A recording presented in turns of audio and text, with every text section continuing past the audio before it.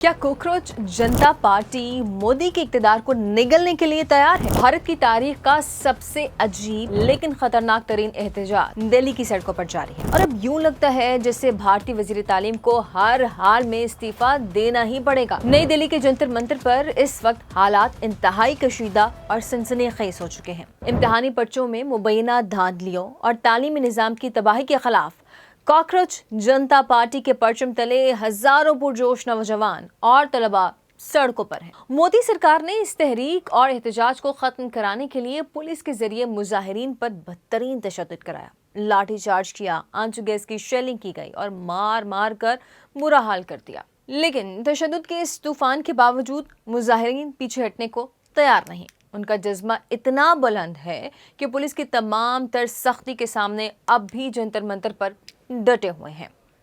इस एहतजाजी तहरीक के मुतालबात बिल्कुल वाज़ेह और दो टोक हैं। तालीम निज़ाम में फौरी और बुनियादी इस्लाहात की जाएं और पर्चों के अफशा के जिम्मेदार भारतीय वज़ीर तालीम धर्मेंद्र प्रधान फौरन अपने ओहदे से इस्तीफा दें। मशहूर माहौल दोस्त कारकुन सोनम वांगचुक भी इस तहरीक का हिस्सा बनकर भूख हड़ताल कर रहे हैं। सोनम वांगचुक की भूख हड़ताल तीसरे हफ्ते में दाखिल हो चुकी है और उनकी सेहत इंतहाई तशवीशनाक हद तक खराब हो गई है और उनकी जिंदगी दांव पर लगी है, जिसके पेश नज़र मुल्क भर के 60 से ज़ायद भारतीय फनकारों और आम शहरियों ने उनसे भूख हड़ताल फौरी तौर पर ख़त्म करने की दर्दमंदाना अपील की है।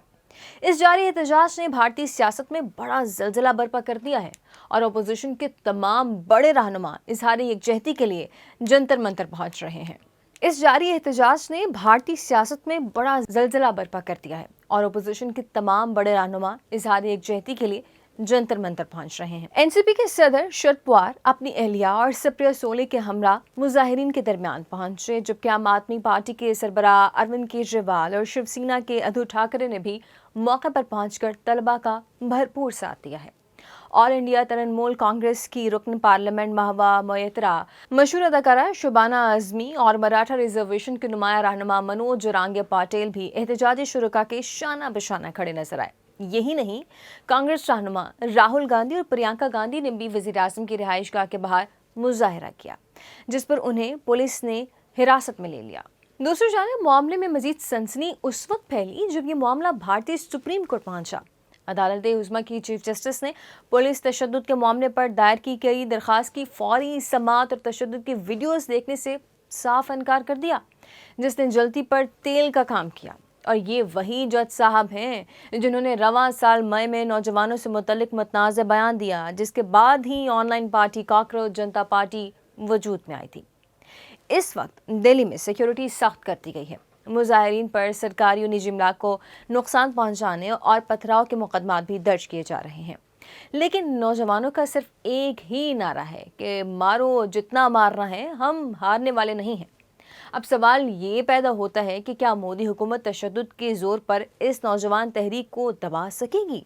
क्या भारतीय वजीर तालीम को बिलाखिर अवामी और सियासी दबाव के सामने घुटने टेक कर इस्तीफा देना पड़ेगा? और क्या सोनम वांगचुक की बिगड़ती हुई सेहत भारतीय सरकार के ज़मीर को झंझोड़ पाएगी?